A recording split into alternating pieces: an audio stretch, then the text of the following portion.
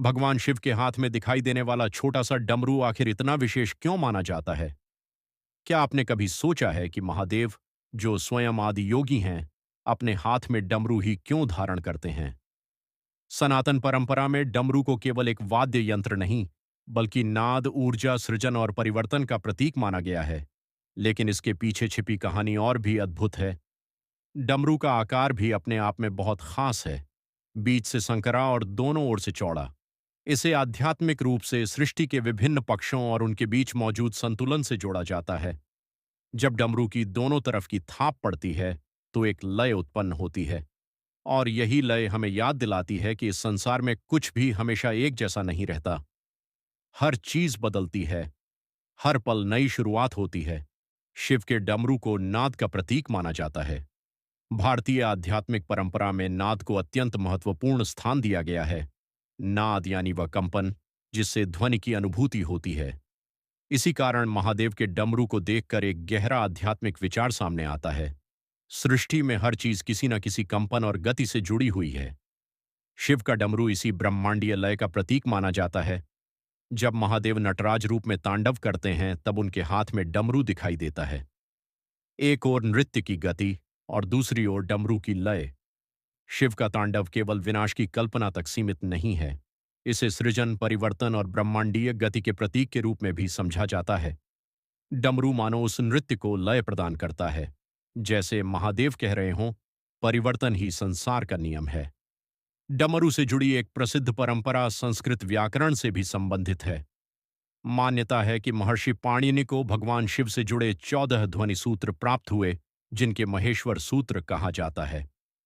इन्हीं सूत्रों का संस्कृत व्याकरण की परंपरा में बहुत महत्वपूर्ण स्थान है। इसी वजह से डमरू को केवल संगीत या नृत्य से ही नहीं, बल्कि शब्द और भाषा की शक्ति से भी जोड़ा जाता है। एक छोटा सा डमरू और उससे जुड़ी इतनी विशाल परंपरा। लेकिन महादेव के डमरू का संदेश केवल पुराणों और मंदिरों तक सीमित नहीं है। यह हमारे जीवन से भी जुड़ा हुआ है। जीवन में कभी सुख आता है तो कभी दुख, कभी सफलता मिलती है तो कभी असफलता, कभी कोई हमारे पास आता है तो कभी कोई दूर चला जाता है। लेकिन जीवन की यह गति रुकती नहीं। डमरू हमें याद दिलाता है कि परिवर्तन से घबराने के बजाय हमें अपनी आंतरिक शांति बनाए रखनी चाहिए। जरा कल्पना कीजिए, अगर आज आपके जीवन में कोई परेशानी है, तो क्या इसका अर्थ यह है कि सब कुछ हमेशा ऐसा ही रहेगा? नहीं। समय बदलता है, परिस्थितियां बदलती हैं और जीवन की लय भी बदलती रहती है। यही कारण है कि महादेव का डमरू हमें उम्मीद का संदेश भी देता है। आज का अंधेरा कल की नई सुबह में बदल सकता है। बस अपने भीतर की शांति को बनाए रखना जरूरी है। डमरू की ध्वनि को कई भक्त आध्यात्मिक रूप से एयूएम के आदिनाद से जोड़कर देखते हैं। ये एक आध्यात्मिक प्रतीकात्मक समझ है, वैज्ञानिक निष्कर्ष नहीं।